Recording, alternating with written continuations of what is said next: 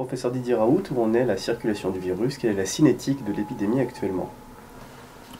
Pour ce que nous voyons nous, mais aussi pour ce que je lis qui se passe en France et en Europe, comme d'habitude, comme j'ai toujours pensé, cette maladie étant nouvelle, elle est imprévisible et donc le pire n'est pas sûr. Et donc on voit que dans la deuxième épidémie, celle que nous voyons actuellement, il y a eu deux poussées épidémiques qui pour nous correspondent à des variants nouveaux. On vient d'ailleurs d'avoir notre première publication sur les réinfections avec deux variants nouveaux, le variant de la première épidémie et un variant de la deuxième épidémie qui s'appelle le 4, qui est celui qui circule le plus actuellement. Et donc la première bosse que l'on voit ici, c'était essentiellement ce qu'on a appelé le variant Marseille 1. La deuxième bosse que l'on voit essentiellement, c'est ce qu'on appelle le variant Marseille 4, qui chacun fait leurs épidémies, font leur épidémie, et donc amène au fait qu'on ait plusieurs sauts comme ça, et qu'on ait quelque chose qui est plus en taux ondulé qu'en courbe de Gauss, comme on avait l'habitude de le voir quand il y a un seul virus qui circule.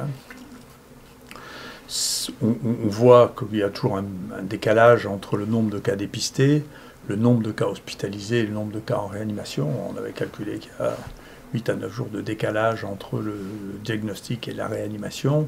Quand les choses se font, le diagnostic se fait suffisamment tôt.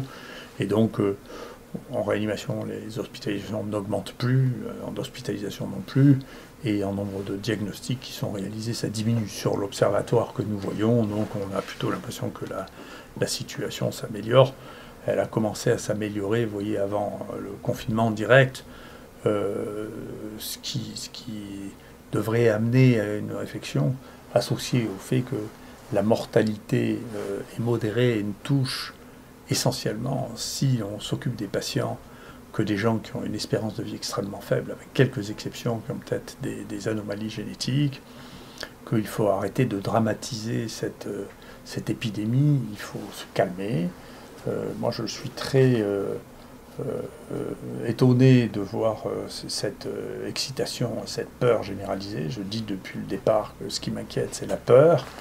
Je pense qu'on a excité les gens, à les terrifier, on leur fait avoir des comportements qui sont des comportements inacceptables. Je pense qu'on risque une recrudescence du terrorisme. Il y a même des gens maintenant qui ont proposé sur Twitter d'avoir un attentat terroriste contre moi. Il y a des gens qui m'ont menacé, des gens qui menacent mon avocat. On sort d'un état social normal du fait de l'anxiété extrême que l'on développe à partir de la peur de cette maladie qui ne va pas détruire l'humanité, ni réduire de manière sensible l'espérance de vie dans ce pays. Donc il faut se calmer, il faut traiter de cette maladie normalement, il faut mettre en place les outils pour pouvoir diagnostiquer et soigner ces gens, mais il faut arrêter de manier la peur à ce niveau parce que la société va exploser si on continue comme ça. Donc il faut se calmer, il n'y aura pas des centaines de milliers de morts, des millions de morts, il faut s'arrêter. Il faut reprendre ça comme une maladie normale. Et je peux vous dire que ces maladies infectieuses, moi qui travaille depuis 40 ans, j'en reparlerai, je sais à peu près ce que c'est. Et donc je vois, nous ici, on a pris en charge maintenant 12 000 personnes.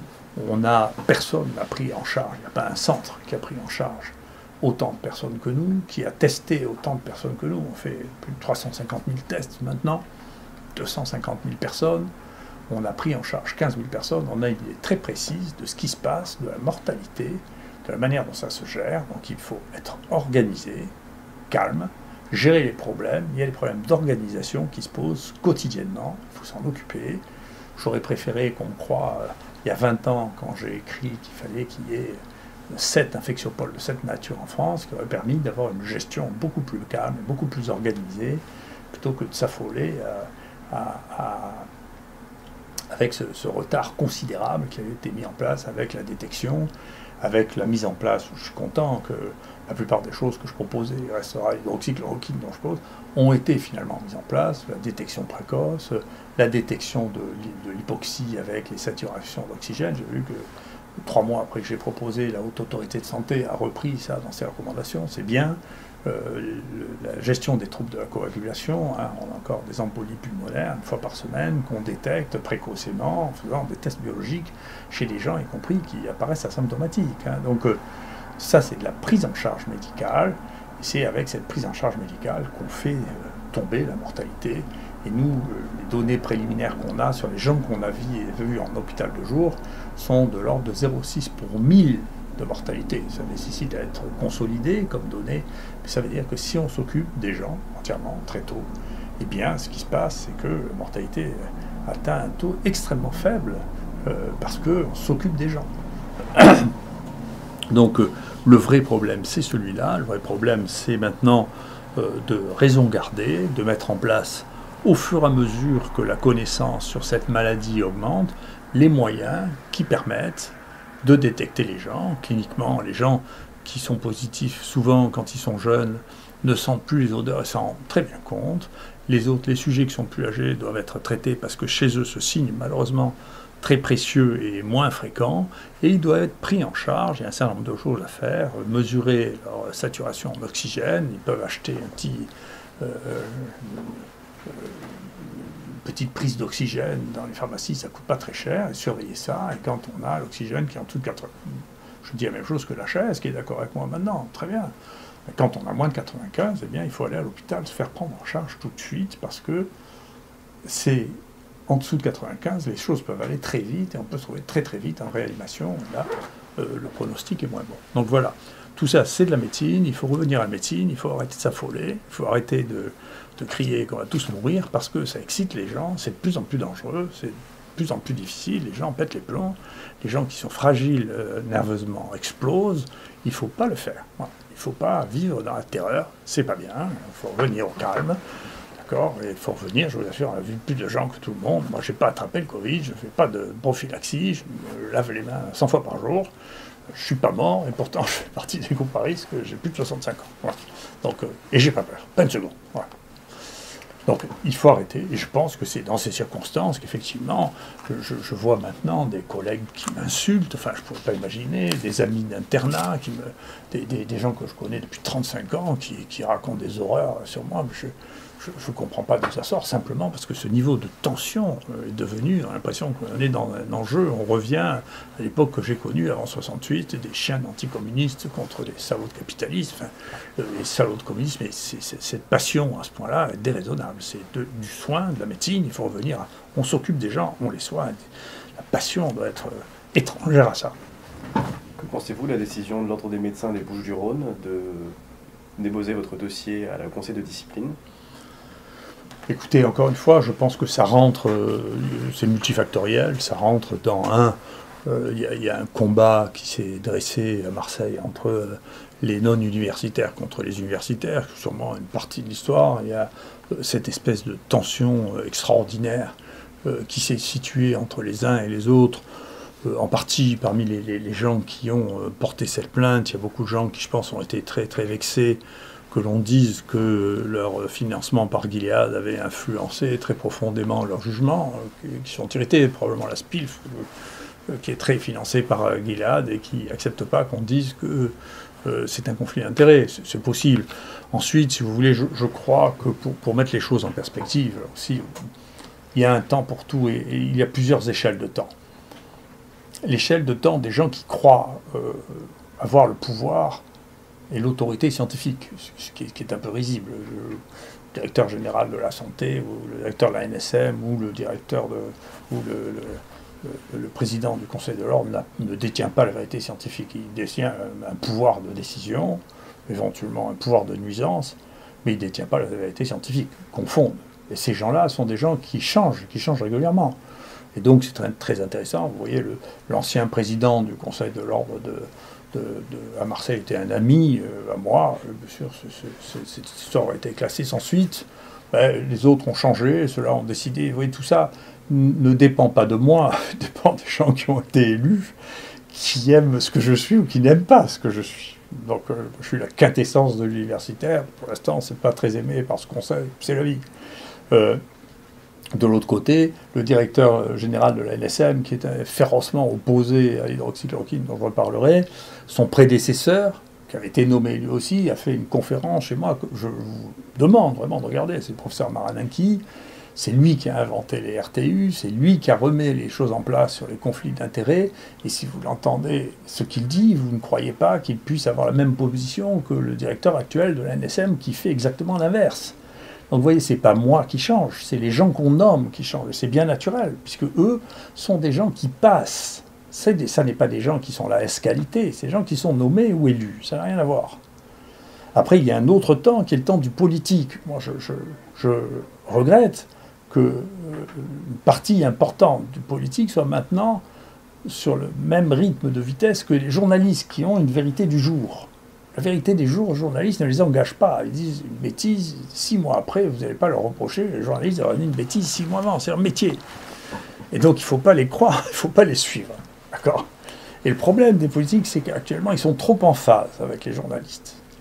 Et ils oublient une chose, c'est que quand ils parlent, eux, ils sont susceptibles d'avoir, eux, une résonance de ce qu'ils disent. Ils risquent d'avoir, y compris d'être poursuivis par la justice et par l'histoire. Ce qui juge les politiques, c'est l'histoire. Et dans les histoires de sécurité sanitaire, la justice. Vous voyez, et la justice prend son temps. Vous voyez, l'histoire du sang contaminé, c'est 10 ans après les faits. C'est long. C'est pas le temps journalistique. Les journaux ont même oublié ce qui se passait à l'époque. Vous voyez, et leur opinion, et qui disait ci, qui disait ça. Et 10 ans après, la justice, elle, est encore sur un autre rythme. Et puis la science, elle est encore sur un autre rythme, qui est, à la fin, vous savez, il y a des domaines dans lesquels moi j'ai travaillé, sur lesquels il a fallu 15 ans pour que ce que nous disions, sur la peste par exemple, soit reconnu par tout le monde. Pendant 15 ans, on s'est disputé, les gens disaient, moi j'arrive pas à refaire vos résultats. Moi. Donc le temps du journaliste, le temps du politique, le temps de la justice et le temps de la science ne sont pas les mêmes temps. On ne vit pas dans les mêmes échelles de temps. Donc moi, je vis dans le domaine de la science, mais comme j'applique mes connaissances à ce que je fais, eh bien, je suis bien obligé de me confronter à ça le moins possible avec les journalistes. En particulier, je ne supporte pas les journalistes qui sont agressifs avec moi, ou qui se posent des questions sur la nature de ce que je suis. Moi, j'apporte des résultats, je ne veux pas discuter de ce que je suis, ça regarde que moi. Mais on voit bien qu'il y a des temps différents. Quant à ce qui m'est reproché, je suis content qu'on ne me reproche pas d'être un mauvais docteur, mais de dire que je n'applique pas les données de la science, alors ça, quand j'ai lu les trucs, je dois reconnaître que j'ai été pris d'un fou rire. Parce que j'ai regardé quelle était la production scientifique et des gens qui votaient ça, et puis les gens qui avaient dit ça, mais j'ai ri à un point qui est, parce que tout le monde peut le voir, mais c'est absolument, je vais le publier d'ailleurs, c'est risible, parce que moi sur ces domaines-là, non seulement je suis le plus cité en Europe sur les maladies infectieuses et la microbiologie depuis plus de 20 ans, je suis plus cité en sciences en France, je suis le deuxième, après Guido Kremer, mais j'ai commencé à écrire ça, c'est disponible pour tout le monde, par vulgariser, c'est le premier livre que j'ai écrit, vous voyez, qui comprenait déjà la chloroquine, vous voyez, sur les traitements des maladies intracellulaires, publié en 1993, hein, Speyer. Et puis ensuite, j'ai fait un que sais-je pour expliquer ça au public. J'avais marqué les maladies émergentes, et puis les PUF n'ont pas voulu que j'appelle ça les maladies émergentes, ils m'ont obligé à appeler ça les nouvelles maladies infectieuses, parce que maladies émergentes, personne n'en avait entendu parler à l'époque, parce que j'ai écrit ça en 97. Personne ne savait ce que c'était qu'une maladie émergente. Donc c'est pour ça que j'étais obligé d'appeler ça une nouvelle maladie infectieuse.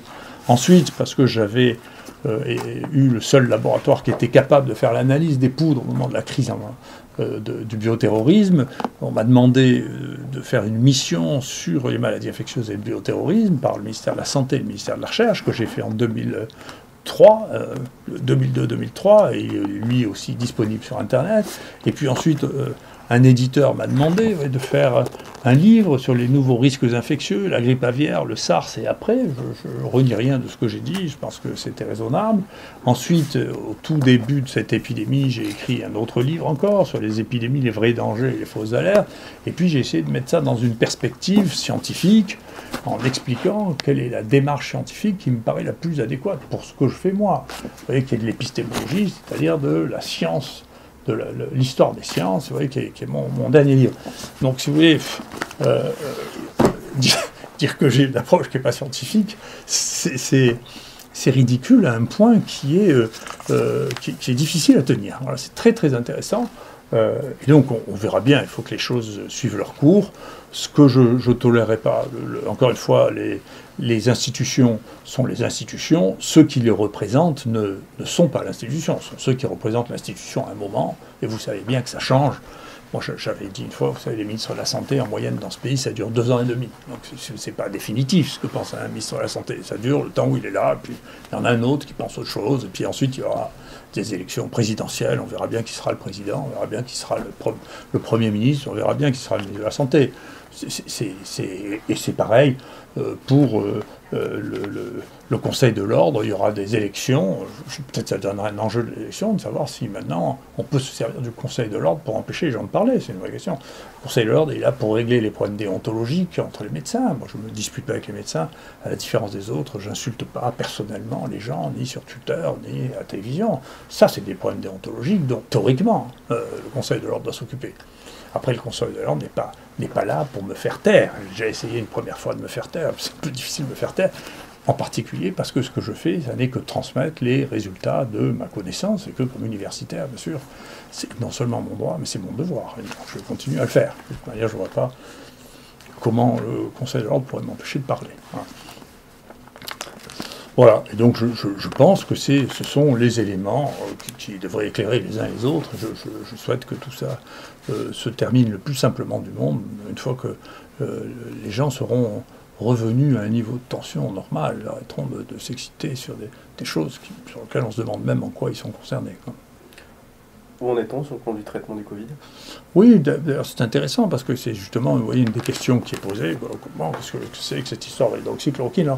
Il y a 2 choses à voir dedans. Donc, il a semblé depuis le début qu'il fallait absolument. Le problème de l'hydroxychloroquine, c'est que ça empêchait le développement du remdesivir, qui est le médicament de Gilead. Alors, pour vous mettre en phase, ce médicament est un médicament qui avait été mis au point pour traiter des infections virales et qui avait été testé sur Ebola, dans des études non randomisées, bien sûr, c'était pas, à l'époque, c'était pas la mode, et qui ne marchait pas.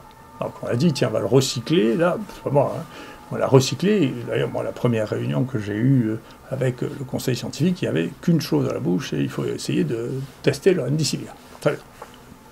Qui avait déjà commencé à être testé, puisque j'ai observé, puisque j'ai vu la discussion entre le directeur de Gilead et Yazdan Pada, qui se tutoyaient en se disant, tiens, je t'ai le remdesivir. Alors bien sûr, ça venait d'insuffisance rénale, mais ça on le savait. Donc devant moi, devant le président de la République. Donc je vois bien que c'était l'objectif. C'est comme ça que ça s'est passé. Si quelqu'un veut m'accuser de témoignage, je lui souhaite bonne chance. Donc moi j'ai essayé d'introduire ce qu'avaient fait les Chinois. Les seules données qu'on avait, c'est l'hydroxychloroquine, c'est pas moi.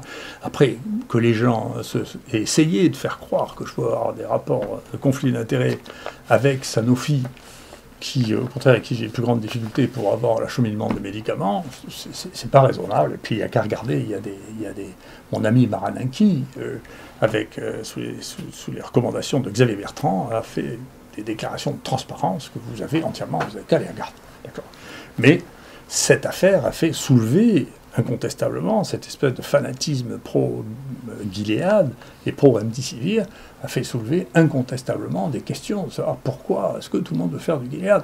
Ça a amené à voir que le nombre de gens qui avaient reçu l'argent en nature ou en argent par Gilead est considérable. Moi c'est pareil, à peine ai-je parlé de l'hydroxychloroquine qu'un collègue m'a téléphoné la nuit, je finis par identifier que c'était, de manière anonyme, pour me menacer du pire si je ne retirais pas que l'hydroxychloroquine pouvait marcher avant le lundi à 8h du matin.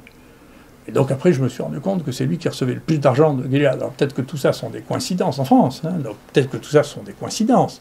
Mais oui, c'est des coïncidences, moi je ne suis pas complotiste, mais c'est des coïncidences qui finissent par être troublantes. Donc il y a quand même un rôle là, dont je ne connais pas exactement l'importance, dont il faudrait bien que le pays se préoccupe et faire appliquer les lois, et que dans les temps à venir, le pays se préoccupe de faire des lois qui soient aussi rigides pour les praticiens qu'elles le sont pour les hommes politiques, par exemple, pour lesquels on a régulé ça. D'accord ? Et donc, on voit que les conséquences de ça sont une colère considérable. Beaucoup de gens qui sont, d'ailleurs, des collègues qui sont en colère contre moi, sont dans cette situation, qui est facile à regarder sur Eurofordoc. de gens qui ont reçu, y compris cette société, la Société de pathologie de l'âme infectieuse française, qui est subventionnée de manière très très élevée par Gilead. Et vous savez, ceux qui disent « Oh non, non, mais c'est juste de la bienveillance », tout ça, ils oublient cette réflexion de Milton Friedman, qui est un prix Nobel d'économie, qui dit « Il n'y a pas de repas gratuit. Ne croyez jamais que quelqu'un qui vous invite à dîner n'a rien à vous demander en échange. » C'est pas vrai. Alors quand là, c'est pas vous inviter à dîner, mais c'est vous donner des sommes pareilles, c'est qu'il attend quelque chose en échange, et il a eu. Parce que quand même, c'est une des choses les plus belles que j'ai vues dans ma vie pour faire un film d'horreur. C'est que, vous voyez, ça, c'est un papier de Science du 23 octobre. C'est un journal américain, c'est le meilleur journal scientifique américain. Ils ne sont pas suspects quand même de ne pas aimer les produits américains. Et donc, ils disent, voilà, tous ces essais étaient très, très importants. Tous ces essais, on sait depuis février que ça ne marche pas, le remdesivir. Mais là, c'est octobre. Hein. Ils disent, voilà, tous ces essais sont très importants parce qu'ils ont enfin montré que le remdesivir ne marchait pas quand même. Hein. Donc ça, c'est en octobre. Et en octobre, le même mois, la Commission européenne achète pour 1 milliard de remdesivir. On sait que ça ne marche pas. Et le remdesivir, pour mettre ça en perspective, c'est un produit qu'on donne par voie intraveineuse. Les voies intraveineuses pendant 10 jours, d'accord, ça donne au moins 5% de complications graves. Thrombose, peut-être encore plus dans cette maladie dans laquelle on a des troubles de la coagulation, septicémie. Alors, on ne fait pas une perfusion pour rien. La perfusion, c'est un acte agressif, en particulier si on ne fait pas une perfusion d'une demi-heure. On fait une perfusion pendant 10 jours, c'est un acte agressif. D'ailleurs, il y a une véritable question qu'on va poser au comité d'éthique, c'est est-ce qu'il est éthique de faire des placebos par perfusion, c'est-à-dire de mettre à quelqu'un une perfusion alors qu'on sait qu'il n'y a rien dedans et qu'il prend des risques alors qu'il n'a aucun bénéfice à en tirer. C'est très grave de faire ça, puisqu'on sait que c'est dangereux. Et d'ailleurs, quand on regarde l'étude du New England qui disait que le remdesivir était un médicament merveilleux parce qu'il diminuait le temps d'hospitalisation, on voit qu'il y a 10% des gens qui avaient un placebo qui avaient des effets secondaires graves qui ont dû faire interrompre le traitement. Et donc, si le placebo avait été une pilule de talc, vous auriez 0 effet secondaire grave qui aurait fait arrêter le traitement.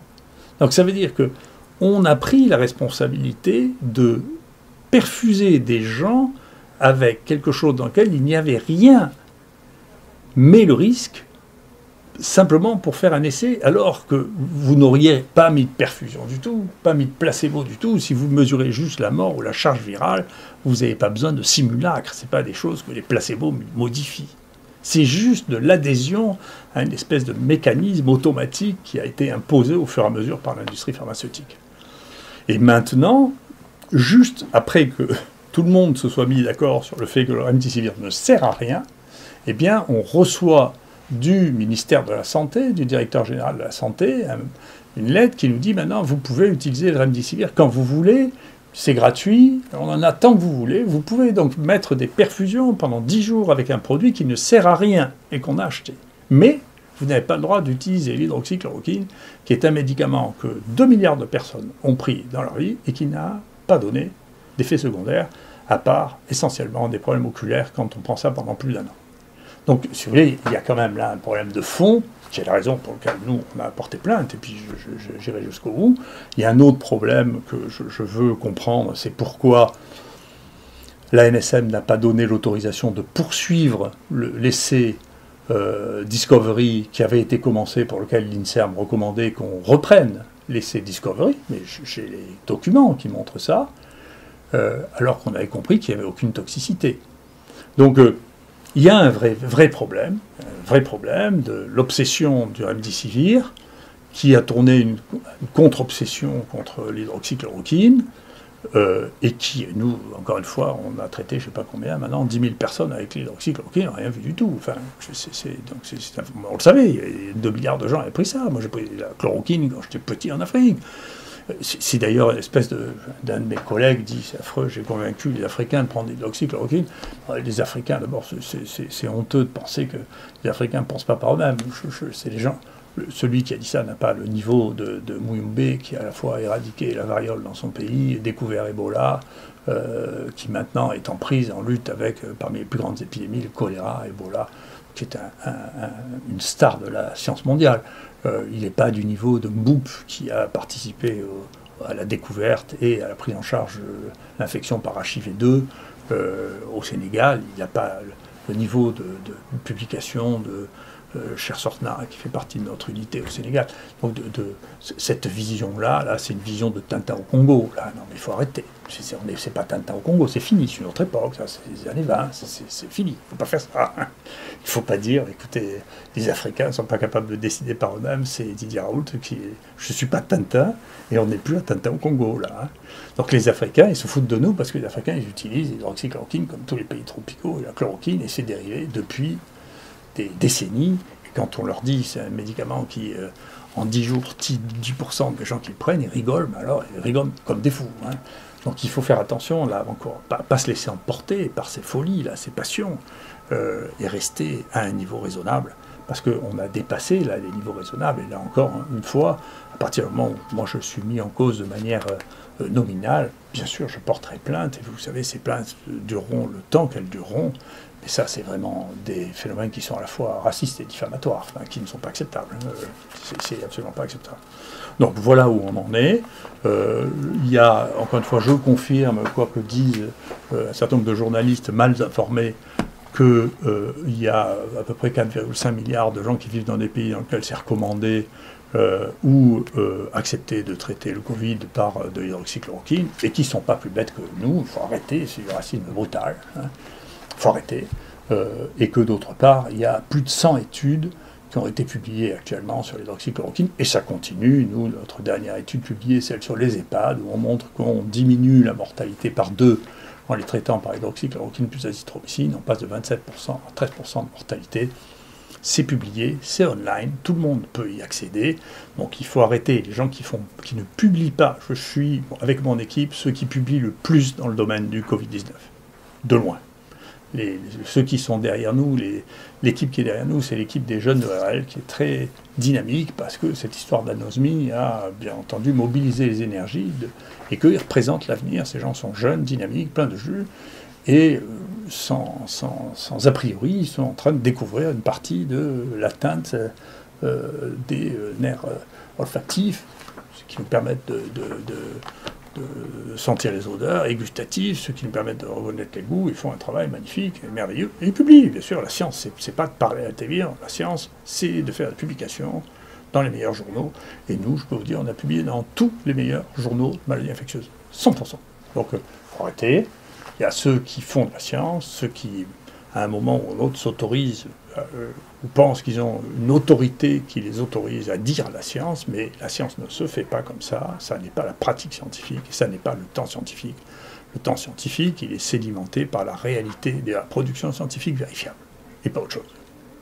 Et pour finir, de manière à ce que un certain nombre de calomnies qui se diffusent, pas officiellement, parce que je pense que les gens ont raison de se méfier, bien sûr, nous allons faire ce que la plupart des gens ne font pas, nous allons mettre à disposition pour toutes les équipes scientifiques qui voudront notre première énorme étude sur 3700 personnes pour que les gens puissent aller regarder toutes les données, y compris fouiller des données que nous n'avons pas fouillées, vérifier nos données, parce que bien sûr, nous, ce qu'on veut, c'est que ce que l'on dit soit vrai, parce que le principe de la science, surtout à mon âge, je fais 3500 publications, je ne vais pas m'amuser à faire des publications fausses, je ne vois pas très bien le bénéfice que j'en tirerai, c'est idiot.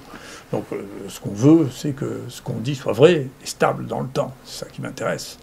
C'est l'avenir qui m'intéresse, c'est pas aujourd'hui que les uns et les autres soient en colère, ça m'est égal. Donc, encore une fois, il faut se calmer, il faut revenir à la raison, il faut laisser la place à la science, de la science aux scientifiques, aux gens qui font de la science, praticiens de la science, la médecine aux praticiens de la médecine, d'accord, il faut se calmer, il faut ramener tout ça à un niveau de tension qui soit raisonnable, parce que je trouve que les signes que je vois associés maintenant à cet état de tension sont inquiétants. Donc c'est pas l'épidémie, moi, qui m'inquiète, hein, c'est l'état de tension de la société qui est trop stimulé, trop inquiète. Et c'est ça qui m'inquiète beaucoup plus. Je suis beaucoup plus inquiet, pas mature, inquiet, qu'il y ait des gens qui commencent à écrire qu'il faut envoyer une voiture bélier pour me tuer, que j'ai peur de mourir de Covid. Hein. Donc il faut faire attention, il ne faut pas manipuler trop la peur des gens. Il ne faut pas le faire. C'est très dangereux. Merci beaucoup.